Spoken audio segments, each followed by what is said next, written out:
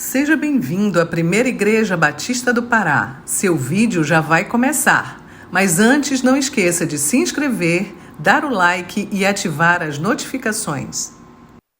Graça e paz da parte de Cristo Jesus, amados irmãos. Eu queria reiterar o convite que o pastor Raik fez a respeito do pão da vida.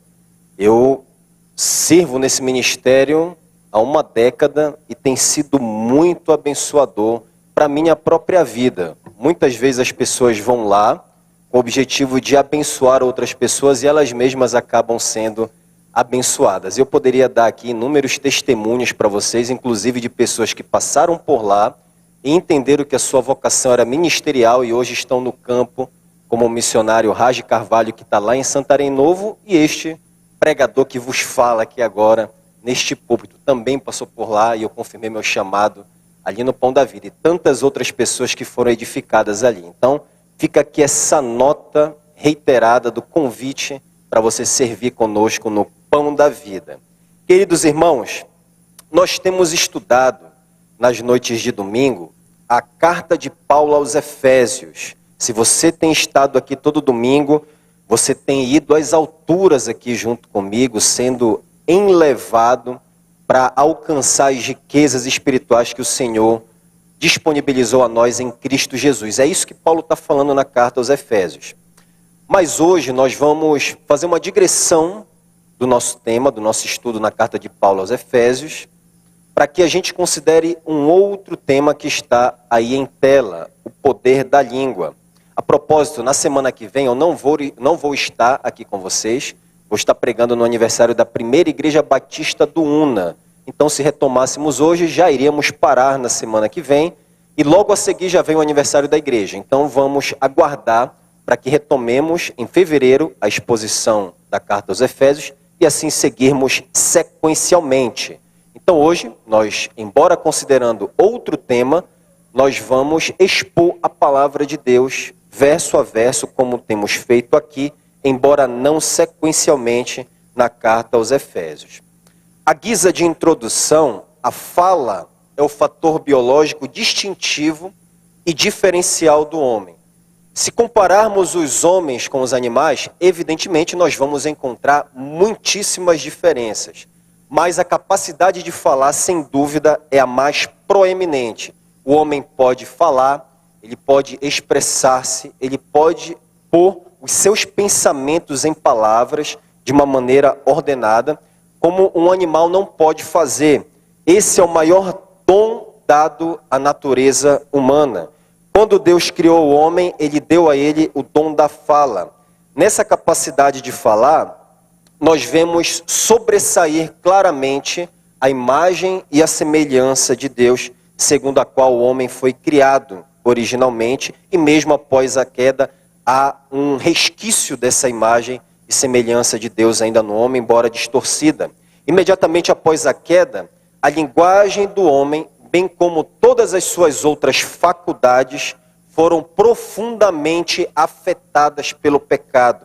Se originalmente a língua do homem era boa, como toda a criação era, depois da queda, as características originais com as quais a língua foi dotada foi completamente distorcida. A língua passou a ser desequilibrada, a língua passou a ser incoerente.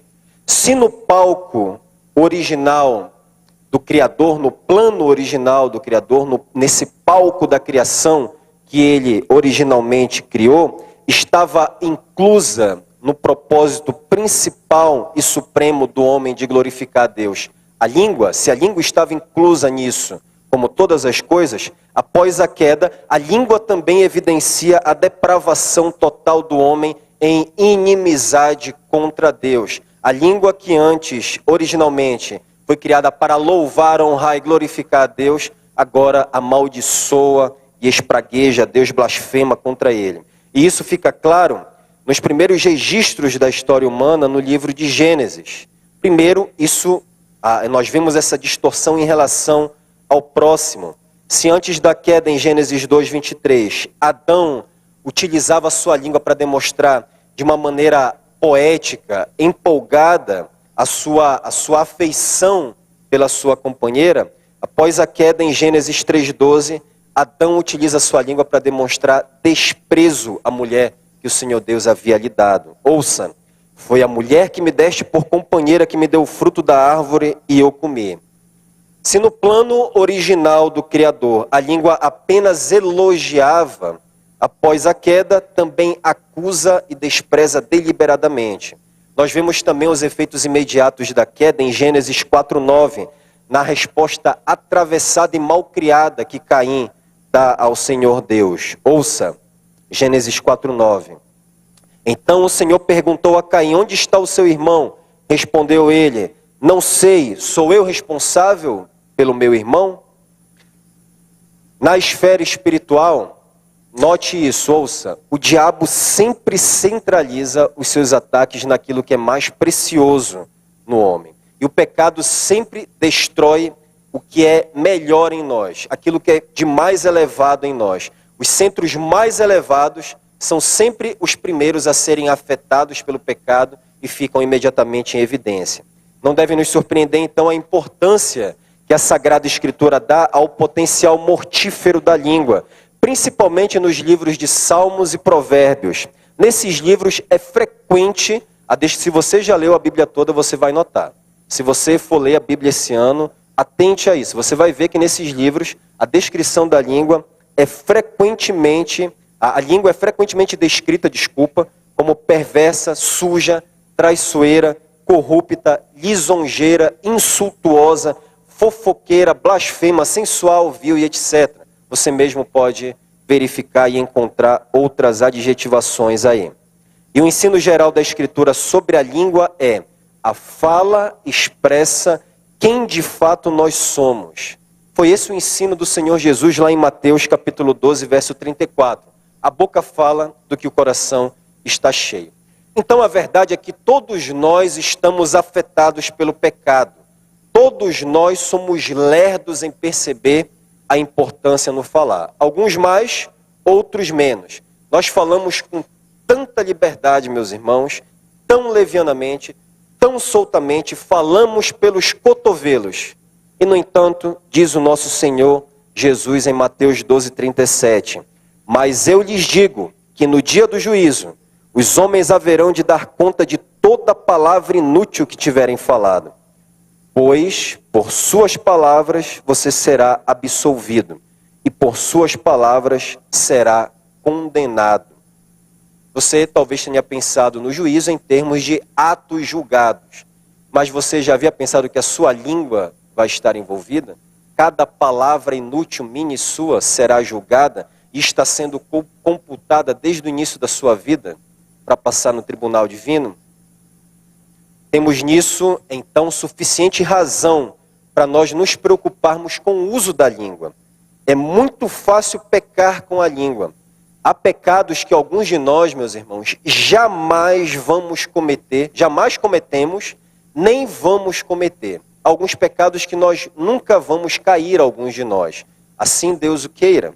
Mas dificilmente há um pecado da língua que não tenhamos cometido. Infelizmente, nós pecamos sem limites com a língua. E eu me incluo nisso daqui, com certeza. Não admira, portanto, que a sabedoria de Deus enjaulou a nossa língua por detrás dos dentes. A nossa língua está amuralhada por dentes. Há um incrível poder nas palavras. E veremos isso em detalhes nesta noite em Tiago, capítulo 3, verso 1 a 12. Tiago, capítulo 3, verso 1 a 12. E eu quero dizer a vocês que tudo que eu compartilhar aqui essa noite, eu mesmo estou lutando. Não falo como quem alcançou a perfeição, mas como quem esmurra o seu próprio corpo para fazer dele seu escravo, a fim de que eu não seja desqualificado para o ministério. Vamos ler Tiago, capítulo 3, do verso 1 ao 12. Diz assim a palavra do Senhor, eu leio na Nova Versão Internacional. Meus irmãos, não sejam muitos de vocês mestres, pois vocês sabem que nós, os que ensinamos, seremos julgados com maior rigor. Todos tropeçamos de muitas maneiras. Se alguém não tropeça no falar, tal homem é perfeito, sendo também capaz de dominar todo o seu corpo. Quando colocamos freios na boca dos cavalos para que eles nos obedeçam, podemos controlar o animal todo. Tomem também como exemplo os navios.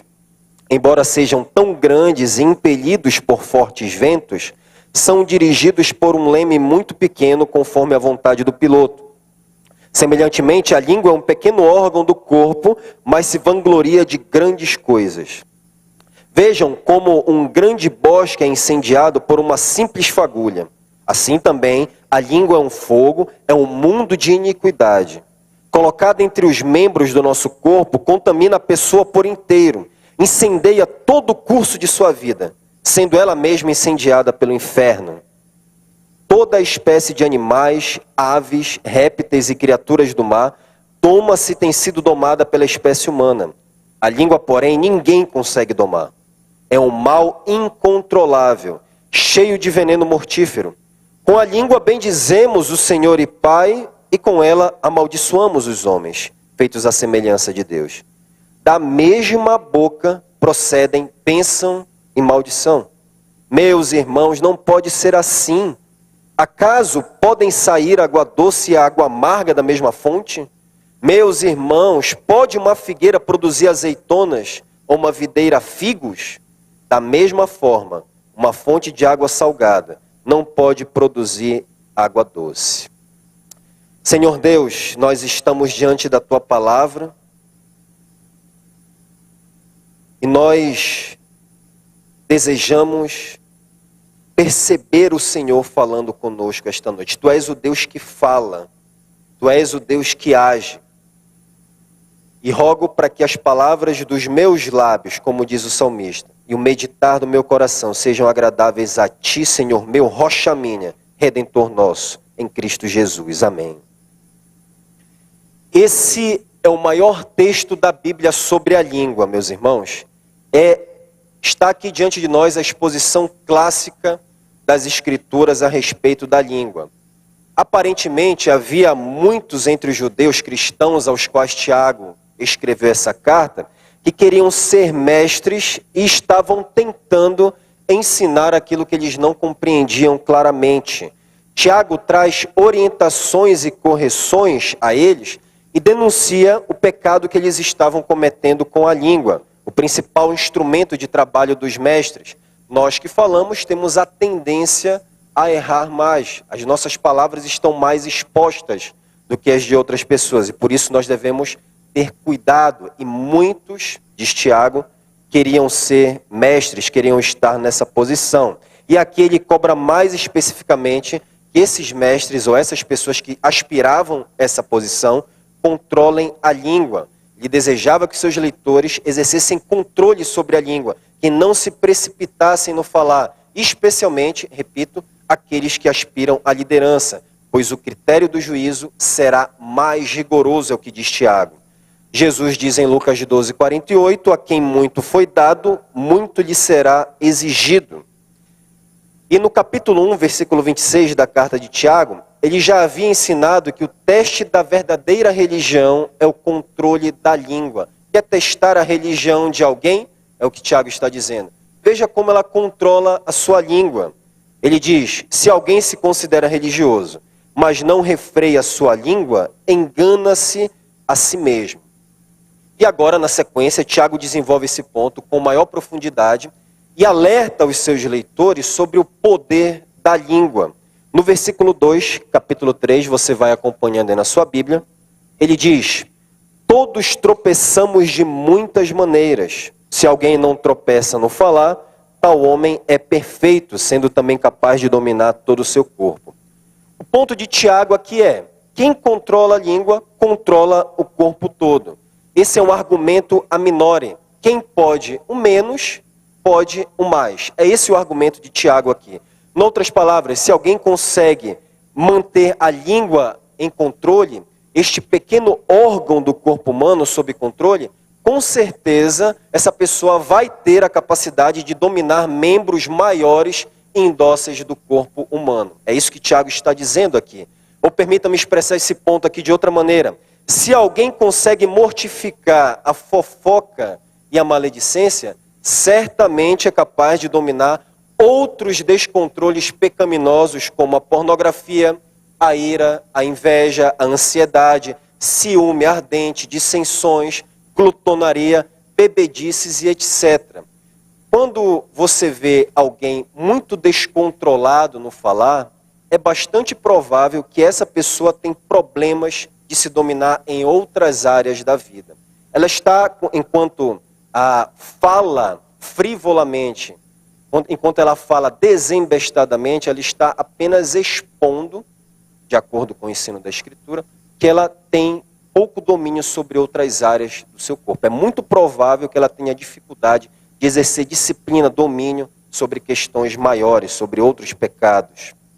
Esse é o ponto de Tiago, então, para enfatizar o poder da língua. Então, para ampliar a sua ênfase, ele desenvolve o tema, apresentando aos seus leitores uma série de ilustrações com grande efeito que vão destacar 3 tipos de poderes da língua. Assim, este meu sermão, meus irmãos, será de 3 pontos. Clássico 3 pontos. Como um garfo de 3 dentes levando o alimento até a sua boca para você mastigar, saborear e digerir. Em primeiro lugar, a língua tem o poder de dirigir. Nos versículos 3 e 4, você vai acompanhando.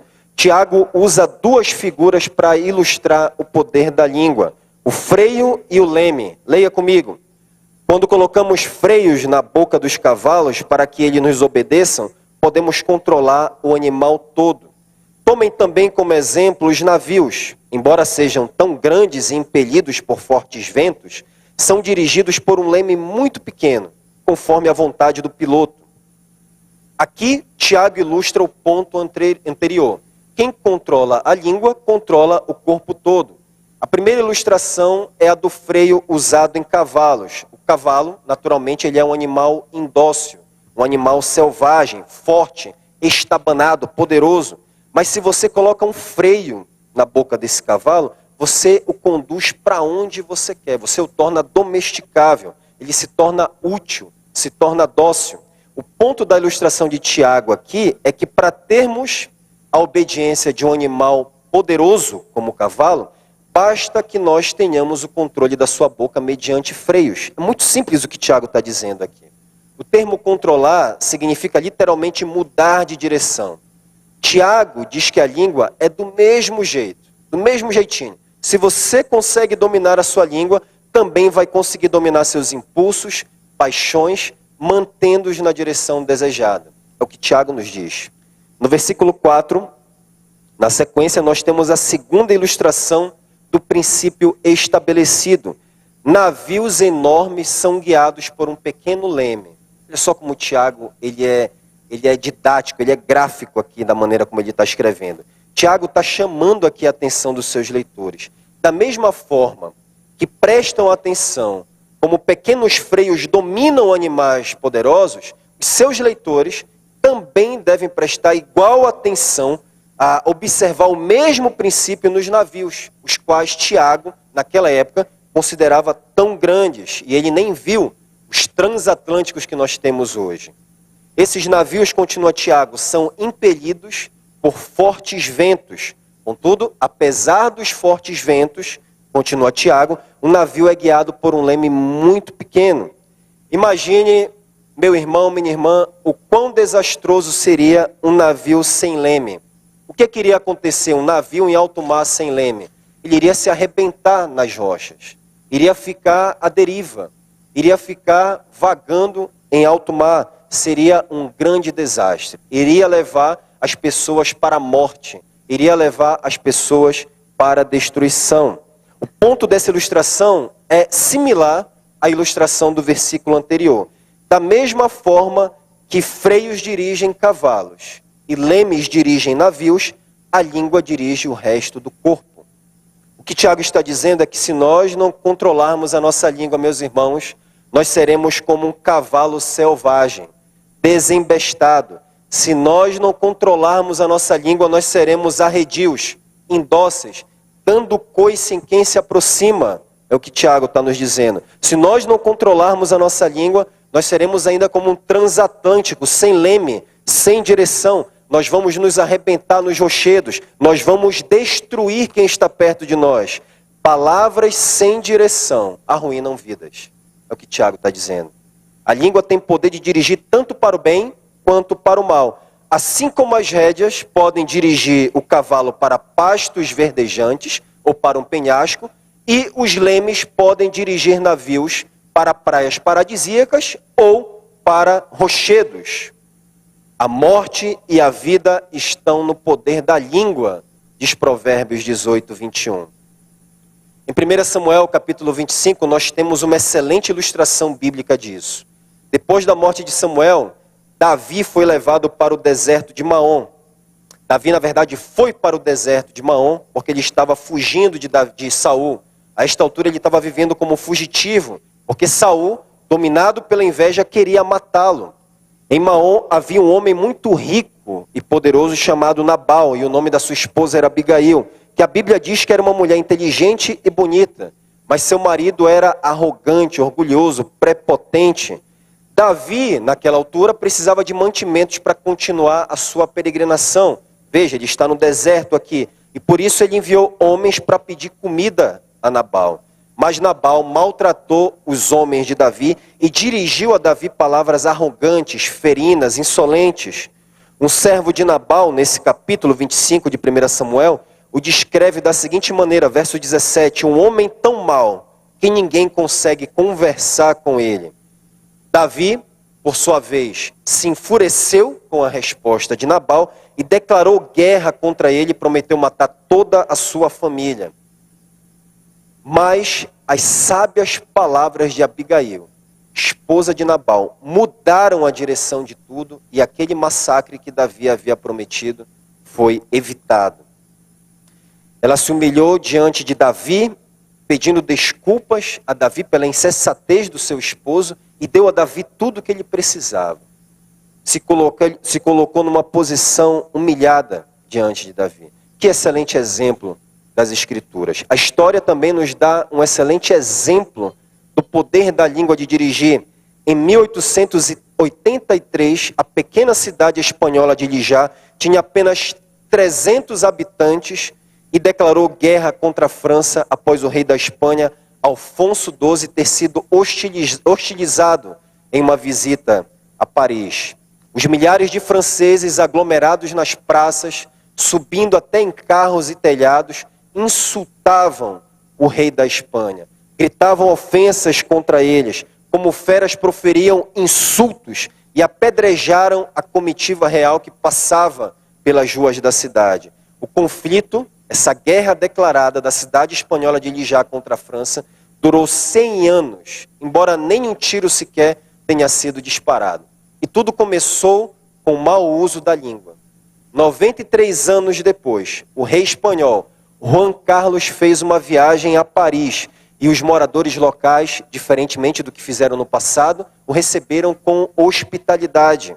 E levando isso em conta, o então prefeito de Lijá declarou que a guerra e a hostilidade entre Espanha e França estavam encerradas. Em 1983, já agora no século XX, a cidade de Lijá e a França assinaram um acordo de paz. E assim a guerra foi encerrada. Lembrem-se também de Adolf Hitler. É unânime, meus irmãos, entre os historiadores que a comunicação foi a primeira arma letal de um dos maiores tiranos da história. Um jornalista disse que ele, abre aspas, usava linguagem simples, direta, que o povo comum podia entender, sentenças curtas, slogans emotivos e poderosos, fecha aspas. Sabemos também que Hitler ensaiava os seus discursos diante do espelho antes dele entrar em cena, antes dele falar às multidões. E assim, sem paralelos na história, ele eletrizou as massas, hipnotizou um povo culto. Os alemães eram um povo culto, se achavam inclusive um povo culto, se orgulhavam disso. Mas foi a oratória de Hitler que dirigiu os alemães a liderar o Holocausto, o maior genocídio do século XX. Quando a língua não é controlada pelo Espírito e guiada pela palavra de Deus, não tem rumo, não tem direção, não tem utilidade. Se nós não controlarmos a nossa língua, vamos causar destruição. A essa altura da exposição, eu lhe pergunto, você tem conseguido controlar a sua língua? Você tem conseguido manter a sua língua na direção desejada? Deixe-me ser mais específico, na direção contrária da fofoca, na direção contrária da maledicência, da murmuração, da difamação, da calúnia, da zombaria, do gracejo imoral, do desdém, da ridicularização, do praguejar. Você tem conseguido manter a sua língua na direção contrária destes pecados? Então, a língua tem o poder de dirigir tanto para o bem quanto para o mal. Uma palavra pode mudar a direção de uma vida e até mesmo de uma nação inteira. A língua, mesmo sendo pequena, diz Tiago, e eu estou resumindo este primeiro ponto, pode dirigir grandes coisas. Em segundo lugar, a língua tem o poder de destruir. Versículo 5, acompanhe na sua Bíblia. Aqui Tiago vai explorar o contraste entre o pequeno tamanho da língua e os estragos que ela pode causar. Ele diz, semelhantemente, a língua é um pequeno órgão do corpo, mas se vangloria de grandes coisas. Vejam como um grande bosque é incendiado por uma simples fagulha.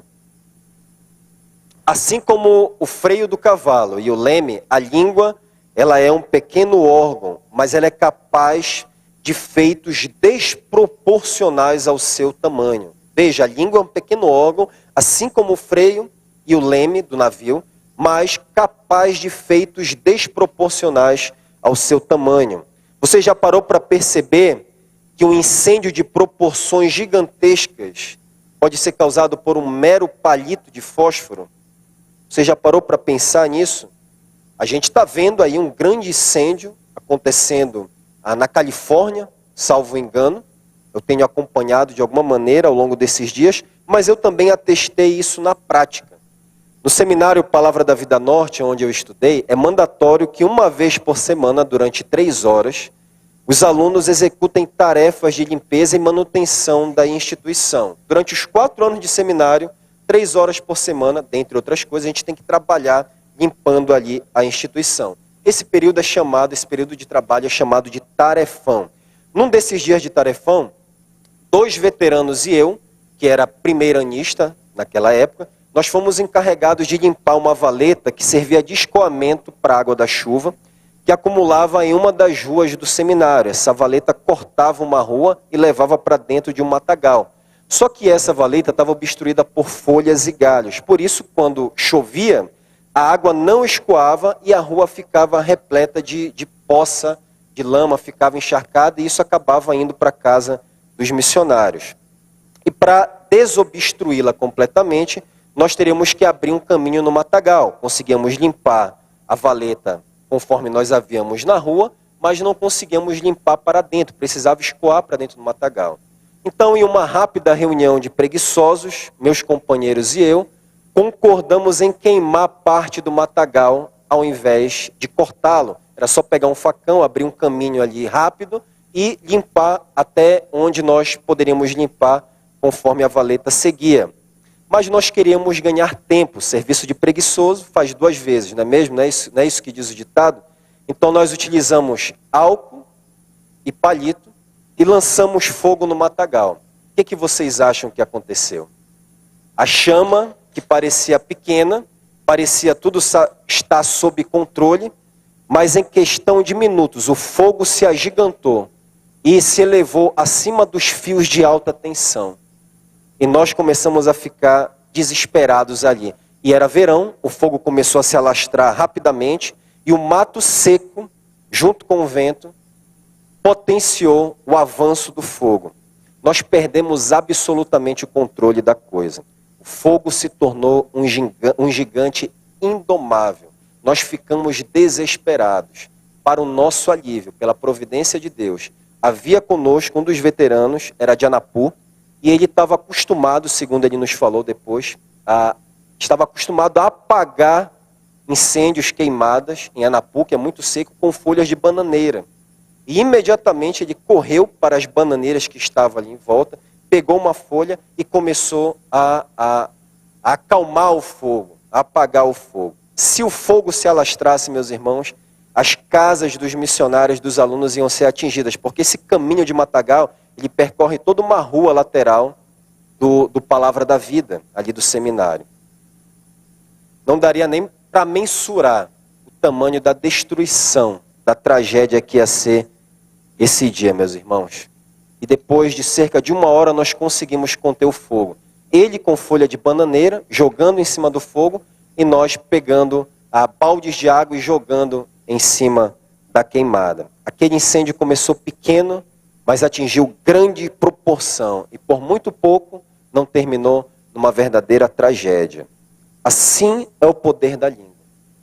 Onde um comentário maledicente se espalha, onde a fofoca se infiltra, vai se alastrando como labaredas de fogo e provocando destruição. Assim como o fogo cresce, espalha, fere, destrói e provoca sofrimento, prejuízo, destruição, lamento, assim também é o poder devastador da língua. No dia 28 de março de 1994, suportem mais uma ilustração. Uma denúncia de abuso sexual na escola base, no bairro da Aclimação, na região central de São Paulo, mudaria para sempre a vida dos donos de uma escola e entraria para a história como um dos erros do jornalismo brasileiro. Eu estudei esse caso na faculdade. Esse caso é estudado em escolas de direito, de sociologia, de psicologia, de jornalismo.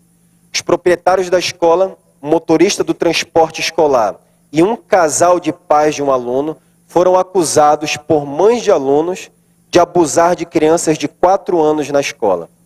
A polícia começou a investigar o caso, mas não encontrou prova. Assim, as mães denunciantes ligaram para a TV Globo, pediram ajuda para acompanhar o caso. Mesmo sem provas, um jornalista da Globo foi o primeiro a noticiar um assunto.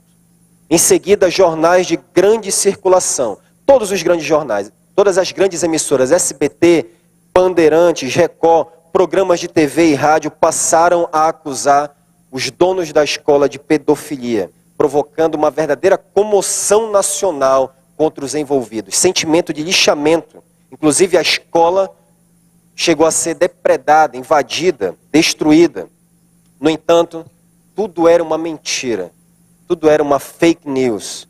As investigações posteriores confirmaram que os envolvidos foram acusados injustamente e que nenhuma criança tinha sido abusada, mas que elas estavam apenas com assaduras nas regiões íntimas causadas pelas fraldas. As pessoas acusadas injustamente sofreram consequências indeléveis, problemas financeiros em razão de gastos com advogados, isolamento social, má reputação, cardiopatia, inclusive um morreu de infarto, fobia, elevado estresse e até famílias, casais que se divorciaram e famílias que foram destruídas. Os proprietários da escola morreram sem nunca terem recebido indenização nenhuma dos órgãos de imprensa do nosso país. Aquele repórter da TV Globo, meus irmãos, jamais poderia imaginar que uma notícia mal apurada e veiculada inconsequentemente pudesse trazer tantos prejuízos e sofrimentos gigantescos. Assim é a língua, diz Tiago. O que Tiago está querendo nos alertar é que a língua tem o poder do fogo, o poder de destruir. Como o fogo destrói, reitero, a língua também destrói. Essa comparação entre a língua e fogo é levada adiante por Tiago no verso seguinte. Verso 6, você acompanha na sua Bíblia. Assim também a língua é um fogo, é um mundo de iniquidade. Colocada entre os membros do nosso corpo, contamina a pessoa por inteiro, incendeia todo o curso de sua vida, sendo ela mesma incendiada pelo inferno. Aqui no versículo 6, Tiago diz que a língua e o fogo são semelhantes no que diz respeito ao poder de destruir desproporcional ao tamanho que ambos têm. Tiago expressa esse poder destruidor fazendo 5 afirmações que mostram o caráter diabólico e maligno da língua. Primeira afirmação, a língua é fogo, estou no versículo 6. Isto é, ela é como fogo na sua capacidade de inflamar e destruir as coisas. Segunda afirmação. A língua é um mundo de iniquidade, ou seja, a língua é abundante em maldade, em pecado. Não se pode dizer quanto mal existe na língua. Terceira afirmação.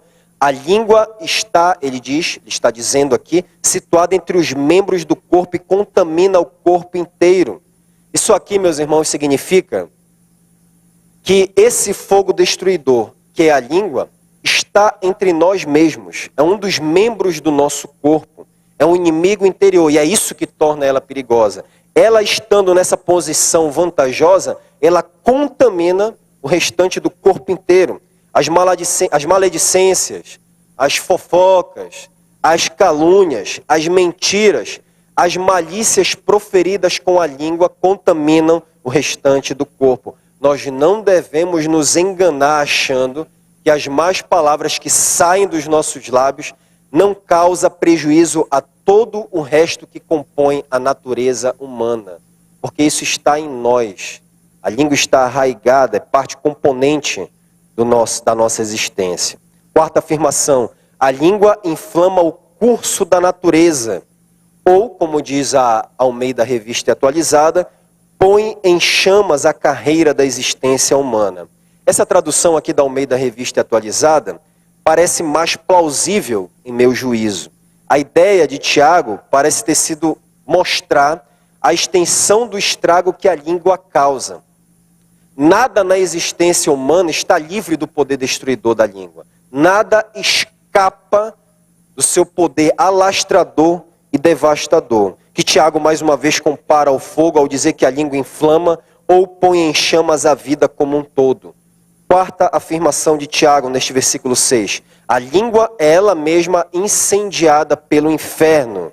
Aqui nós temos a revelação do poder incendiário por detrás da língua. Ou seja, o inferno é Satanás quem primeiro inflama a língua e através dela o fogo do inferno incendeia todo o curso da existência humana. É o que Tiago está nos dizendo aqui. Foi assim que a língua da serpente destruiu a humanidade no paraíso, conforme Gênesis capítulo 3. A língua, meus irmãos, quando inflamada pelo Espírito, transmite graça, edifica, encoraja, consola, salva, abençoa, exorta, corrige. Mas quando inflamada pelo inferno, destrói vidas, nomes, reputações, amizades, famílias, casamentos e até mesmo igrejas. A razão pela qual a língua faz toda a destruição descrita no versículo 6 é agora explicada nos versículos 7 e 8. Confira na sua Bíblia.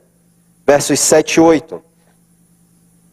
Toda espécie de animais, aves, répteis e criaturas do mar, doma-se e é domada pela espécie humana. A língua, porém, ninguém consegue domar. É um mal incontrolável, cheio de veneno mortífero. A explicação de Tiago é que a língua é indomável. Tiago argumenta esse ponto aqui, meus irmãos, fazendo uma comparação com as espécies de animais. Tiago menciona feras, aves, répteis e criaturas do mar. E isso faz referência simplesmente a todos os animais da criação, todos os seres viventes, à exceção do homem, obviamente. Tiago diz que o homem domina todas essas espécies, ecoando o mandato divino da criação, dado na criação, de dominar sobre as espécies de animais, lá em Gênesis 1, 28. É isso que o homem tem feito no decorrer do tempo. O homem tem dominado, o homem tem subjugado. E a espécie que ele não tem conseguido amansar, ele controla, domina com jaulas, com correntes e assim por diante. Contudo, há um poder sobre o qual o homem não tem domínio naturalmente. Como Tiago explica no versículo seguinte. Veja, verso 8. Tiago vai apresentar que a razão porque o homem domina os animais, mas não domina a língua. A razão é que ela é um mal incontrolável, diz Tiago no versículo 8. O termo aqui se refere a algo que está sempre se movendo, inquieto, instável, imprevisível. Daí a ideia de não poder ser contida ou dominada. É importante dizer, porém, meus irmãos, que a língua ela é um mal incontrolável somente quando ela está inflamada pelo fogo do inferno, conforme Tiago declarou no versículo 6. A língua não é necessariamente má em si mesma. Quando controlada e inflamada pelo fogo do Espírito, a língua é uma bênção santificadora. No fluxo aqui do versículo 8, Tiago acrescenta que a língua é um mal cheio de veneno mortífero. No Novo Testamento, a palavra veneno é usada para veneno de cobras. Tiago está dizendo aqui, ele quer dizer aos seus leitores e para nós, por derivação, que o potencial da língua é para matar. O potencial da língua é semelhante ao de uma víbora peçonhenta. A língua mata a alma, a língua mata a honra, a língua mata o nome, a língua mata a reputação de uma pessoa. Primeiramente, Tiago nos disse que a língua tem o poder de dirigir. Temos isso, versos 3 e 4. Depois ele seguiu dizendo que a língua tem o poder de destruir, do verso 5 ao 8. Agora nós vamos observar em terceiro e último lugar que a língua tem o poder de abençoar, do verso 9 ao 12. Veja, apesar da língua estar cheia de veneno mortífero, é com ela que nós bendizemos a Deus. Nesse versículo aqui, e nos seguintes, 9 a 12, Tiago comenta a tremenda incoerência do uso da língua. Ele diz: com a língua bendizemos ao Senhor e Pai, e com ela amaldiçoamos os homens feitos à semelhança de Deus. Da mesma boca procedem bênção e maldição. Meus irmãos, não pode ser assim. Acaso pode sair água doce e água amarga da mesma fonte? Meus irmãos, pode uma figueira produzir azeitonas ou uma videira figos? Da mesma forma, uma fonte de água salgada não pode produzir água doce. Verso 9, ele diz: é com a língua que bendizemos ao Senhor e Pai. Bendizer a Deus significa louvar, falar bem dele, elogiá-lo, sempre com essa conotação de adoração. O louvor, é o tipo mais elevado de discurso. São palavras que nós dirigimos a Deus. É o discurso mais nobre, mais alto, mais elevado que a nossa boca pode proferir, é o louvor a Deus. Mas, com a mesma língua, diz Tiago, nós amaldiçoamos os homens. Amaldiçoar aqui é invocar agravo ou mal divino a alguém. É o oposto de abençoar. A ideia aqui não é simplesmente progredir uma praga contra outra pessoa, não é simplesmente falar mal dela. Embora isso seja errado, você não deve fazer. Há inclusive textos da Bíblia, isso vale aqui, apenas um comentário parentético, vale para aqueles que são mais brincalhões, que falam mais levianamente e gostam de falar de partes físicas das pessoas, a falar de características físicas dos outros, e dizem fazer isso por brincadeira. E há um texto em Provérbios, eu recomendo que você leia Provérbios, porque ali está o que Deus deseja para você, basicamente, quanto ao uso da sua língua. E lá Provérbios vai dizer que aquele que faz isso contra um irmão, a chacota dele, zomba dele, fala de características físicas, ridiculariza o irmão e diz: eu fiz isso só por brincadeira, é como um louco que lança flechas mortais. É como alguém que dispara desenfreadamente flechas mortais e usa a brincadeira para justificar as suas ações. Deixa eu voltar aqui que eu até me perdi, não sei nem para onde eu fui. Então não significa isso. Voltei. Não significa simplesmente falar mal de alguém ou praguejar, embora você não deva fazer isso. Mas o que significa aqui é o desejo que aquela pessoa seja cortada da presença de Deus. E aqui todos nós somos em algum grau dessa hipocrisia. Não há quem escape. Com essa mesma língua, nós bendizemos a Deus e amaldiçoamos os homens. Os fariseus hipócritas disseram que Jesus estava fazendo aquilo que ele estava fazendo, os milagres, as maravilhas, as operações miraculosas, conduzido pelo poder de Satanás, era o poder do demônio. Acusaram de Jesus de ser blasfemo. Mesmo Paulo, o apóstolo, aquele homem em que as virtudes cristãs estavam resplandecendo em excelência, embora não soubesse que em uma determinada ocasião estava diante do sacerdote, do sumo sacerdote, quando foi esbofeteado no rosto, disse: Deus te ferirá, parede branqueada. Foi o que Paulo disse. Então, mesmo na boca do apóstolo, embora ele não soubesse, repito, saiu alguma maldição. Então, todos nós somos acusados dessa hipocrisia, dessa incoerência, de sair bênção, às vezes maldição, murmuração, fofoca, maledicência, coisas que não devem, coisas amargas, para usar a linguagem de Tiago. Então aqui é o desejo que aquela pessoa seja cortada da presença de Deus. É esse tipo de maldição que está em questão aqui. É a mesma palavra que Jesus usou para descrever como lançará fora da sua presença os pecadores impenitentes no grande dia do juízo. Ouça Mateus 25:41. Então, diz Jesus, dirá aos que estiverem à sua esquerda, malditos, aqui está a palavra, apartem-se de mim para o fogo eterno, preparado para o diabo e os seus anjos. Os rabinos antigos diziam que não se deve dizer que o meu próximo seja humilhado. De fato, isso é algo que só Deus pode fazer, meus irmãos. Só Deus pode fazer isso. Não está em poder dos homens a condenar a humilhação alguém. Lemos no Salmo 75, versos 5 a 7. Não é do Oriente, nem do Ocidente, nem do deserto que vem a exaltação. É Deus quem julga, humilha a um, a outro exalta. E o que torna grave amaldiçoar os homens, destaca Tiago, é que eles são feitos à semelhança de Deus. E nisso se vê a inconsistência da língua, novamente. Ela bendiz e amaldiçoa a Deus no mesmo fôlego. Na primeira parte desse versículo 10, Tiago resume o que ele já havia dito anteriormente sobre a incoerência do uso da língua. Ou seja, bênção e maldição procedem da mesma boca. Depois Tiago exorta pastoralmente os crentes. Olha, nota o tom pastoral de Tiago. Meus irmãos, ele diz, não pode ser assim. E por que não pode ser dessa forma? Nós perguntamos a Tiago aqui. Porque é uma incongruência moral bem dizer a Deus e amaldiçoar as pessoas. E para provar o seu argumento de que isso é um tamanho absurdo, Tiago recorre a duas ilustrações tiradas da natureza. No versículo 11, ele argumenta aqui que efeitos distintos produzidos por uma mesma causa são uma aberração. Não existe nem mesmo na natureza. Nem mesmo na natureza você pode encontrar isso.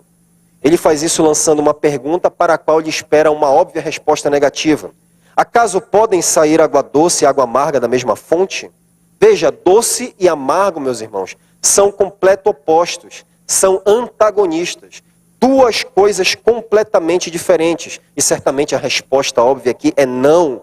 De toda a criação de Deus, somente o homem corrompe o seu caminho. No versículo 12, último versículo, Tiago continua a sua argumentação, introduzindo uma outra pergunta para a qual também espera uma óbvia resposta negativa. Pode uma figueira produzir azeitonas ou uma videira figos? A pergunta de Tiago aqui parte da conclusão óbvia de que árvores dão frutos conforme a sua espécie. Por isso, a resposta a essa pergunta de Tiago aqui também é não. Com essas duas perguntas, meus irmãos, Tiago pressiona a mente dos seus leitores quanto à incoerência do uso da língua. Veja que mestre maravilhoso Tiago é. Ele não deixa apenas o ensino, mas ele pressiona a consciência deles. Eu quero que vocês pensem, é o que Tiago está dizendo. Meus amados irmãos, à luz de tudo que eu ensinei, pensem nisso. Vejam se tem cabimento, a maneira como vocês estão usando a língua. A própria natureza confronta vocês. Reflitam, é o que Tiago está dizendo. A língua é incoerente, Tiago já deixou isso bem claro. Seus argumentos aqui não deixam dúvidas. É importante dizer, porém, que a incoerência do uso da língua não anula outro potencial da língua. Ela também tem o poder de abençoar, de deleitar, de aprazer, de refrigerar. Tiago disse que a língua é incoerente, é verdade, nós já vimos isso, mas não disse que dela só saem coisas más. Dela pode proceder bênção, da língua pode proceder água doce, mesmo que algumas vezes ela seja mal utilizada por nós. A língua pode ser uma fonte de refrigério para as pessoas, para encorajá-las, para edificá-las, para consolá-las, para alegrá-las. Agora é importante ressalvar que as bênçãos que devem proceder da língua não se trata apenas de falar favoravelmente às pessoas ou elogiar sinceramente aspectos físicos ou de boa aparência. Assim como amaldiçoar, não se trata apenas de falar mal das pessoas ou até mesmo de aspectos físicos dela. Então aqui há um paralelo. O que está em questão aqui é algo muito mais elevado. é almejar o bem de outrem. E é Deus quem define o que é bom, não que nós achamos o que é bom para as pessoas. E a razão disso é porque Deus é o supremo bem. E como tal, Ele é o máximo que nós podemos dar às pessoas. Ele é o maior bem que nós podemos dar às pessoas. Abençoar alguém, então, é sobretudo desejar que Deus encontre com essa pessoa e a presenteie com as mais ricas bênçãos, das quais Ele é a maior. Nós queremos dar Deus às pessoas. Nós queremos que Deus, as suas mais ricas bênçãos, das quais Ele é a maior, seja com essa pessoa. Eu lembro-me de passar, meus irmãos, por uma profunda crise quando eu estava na transição do 2º para o 3º ano do seminário. Eu estava travando batalhas ferrenhas contra o pecado, necessidades financeiras e, em consequência disso, cheio de dúvidas quanto à veracidade da minha vocação ministerial. Deus está mesmo comigo nesse negócio? Deus está me abençoando? É essa a vontade do Senhor para a minha vida? Parecia que tudo estava escuro. Estava enfrentando a noite escura da alma, como diziam os puritanos. E nesse período, eu fui convidado para pregar na primeira igreja batista de Anapu. Com alguma relutância, eu estava muito desanimado. Eu aceitei o convite, eu fui bastante reflexivo, bastante triste, pensativo, durante as 14 horas de viagem de ônibus daqui para lá. Com a ajuda da graça, eu entreguei os sermões que eu me propus fazer, que a igreja pediu, e ao final do último culto ali, um amado irmão se dirigiu até mim sem saber de nada do que estava se passando comigo, das minhas crises vocacionais e financeiras, e ele endereçou as bênçãos de Deus sobre a minha vida e o meu ministério. Em seguida, ele me encorajou a continuar pregando e ensinando, porque era claramente, nas palavras dele, Deus quem havia me chamado para fazer isso, para que eu não desanimasse. E eu fiquei profundamente comovido, meus irmãos, com aquelas palavras ao final do culto. Cansado daqueles dias, desanimado, mas aquelas palavras daquele irmão, com aquelas palavras eu voltei dos mortos. Eu fui revivificado com a palavra daquele irmão, com aquele encorajamento dos céus. O referido irmão acabou se tornando um dos meus mantenedores durante os anos de seminário e um generoso mantenedor, diga-se de passagem. E pela graça, eu continuei a peregrinação, a caminhada, a jornada com ânimo e convicção de chamado renovados, até estar aqui com vocês essa noite. Sua língua tem sido fonte de vida para as pessoas saem da sua presença cheias de entusiasmo, animadas, dizendo que você as leva para mais perto de Deus. As pessoas saem da sua presença dizendo, poxa, foi bom passar um tempo com Gandhi, foi bom passar um tempo com o pastor Paulo, foi bom passar um tempo com a Betina, foi bom passar um tempo com aquele irmão, com aquela irmã. Eu saí dali cheio de Deus. Aquela pessoa ama Jesus e me deu do que ela tinha. A boca dela falou do que o coração está cheio. Suas palavras têm encaminhado as pessoas nos caminhos da graça, da verdade, da pureza, da santificação, do amor e do conhecimento de Cristo? Ou as suas reuniões servem apenas para falar de baboseiras e frivolidades inúteis? Falar da vida das pessoas na igreja, falar da liderança, falar da última série, qualquer que seja.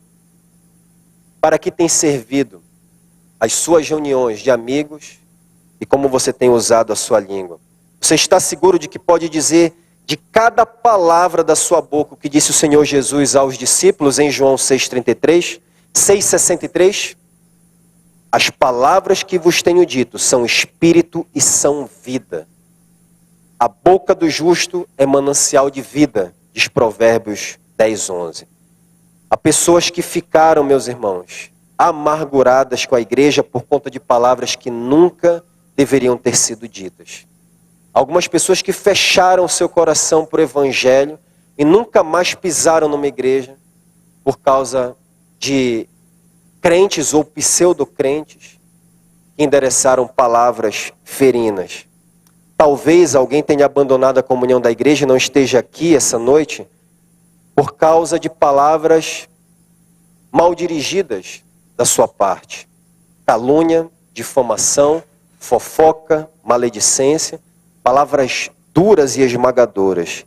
Talvez você tenha dito palavras inconsequentes, levianas, maledicentes, que se espalharam como fogo e causaram destruição na família, no trabalho, na igreja. Talvez haja pessoas a quem você precisa pedir perdão. Ou talvez você tenha que perdoar alguém por causa de alguma palavra que te machucou profundamente. Hoje é dia de fazer isso. Hoje é dia da salvação. Não saia com esse peso daqui. Ajeite isso, você está começando o ano. Esse é um excelente momento para você fazer os devidos ajustes e reformas na sua caminhada espiritual. O Senhor pode restaurar completamente a sua vida.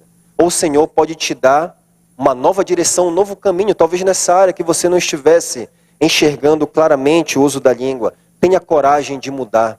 E mais do que isso, confie na misericórdia do Senhor para perdoar todos os nossos pecados e nos dar o poder que nós necessitamos para colocar em prática aquilo que Ele pede na sua palavra. Que as palavras dos meus lábios e o meditar do meu coração sejam agradáveis a Ti, Senhor. E se porventura eu me incluo na parte que ofendeu alguém, procure-me após o culto que eu estou disposto a pedir perdão para você. Se nós desejamos ser perfeitos como Jesus de todo o coração, nós devemos verificar se realmente nós estamos dominando a língua, porque ela tem um incrível poder. Ela tem o poder de dirigir grandes coisas. Ela tem o poder de destruir. Mas ela também, quando inflamada pelo Espírito, tem o poder de abençoar, tem o poder de deleitar. Se alguém não tropeça no falar, tal homem é perfeito, sendo também capaz de dominar todo o seu corpo. Vamos orar? Obrigado, Pai, pela Tua santa palavra. Confirma ela no coração do Teu povo e ajuda-nos a praticá-la. Que a nossa língua seja um instrumento de bênção, de consolo. A palavra que levanta o aflito e o cansado. E que coloca as pessoas no caminho da graça, da verdade, da santificação. Em nome de Jesus. Amém. Obrigado por nos acompanhar nesta transmissão do culto a Deus na Primeira Igreja Batista do Pará. Somos uma igreja que expõe a palavra de Deus e cremos que a Bíblia é inerrante, infalível e suficiente para nos tornar mais parecidos com Jesus. Queremos te encorajar a estar conosco em nossos cultos presenciais aos domingos, às quartas e aos sábados. Assim, poderemos celebrar juntos o Deus vivo e aprendermos mais as verdades de sua palavra. Se você tomou alguma decisão, entre em contato conosco através do nosso site e das redes sociais. Queremos orar por você e ajudá-lo na sua caminhada com Cristo. Que Deus te abençoe copiosamente em nome de Jesus. Amém.